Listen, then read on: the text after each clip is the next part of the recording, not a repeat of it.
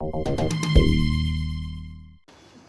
trouve de tout à la Cité radieuse, des appartements bien sûr, mais aussi une épicerie, une piscine, un ciné-club, une école ou encore une boulangerie. C'est pas rare du tout à cette heure de voir des personnes descendre en peignoir aller chercher leur croissant chez le boulanger. Un concept avant-gardiste quand l'architecte Le Corbusier l'a imaginé à la fin des années 40. Aujourd'hui, le bâtiment est classé monument historique. Pour moi, je vis dans une œuvre d'art vivante.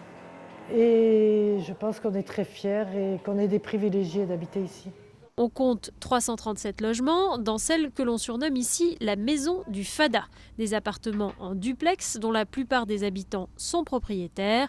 Mais avec le temps, la cité a perdu un peu de son éclat.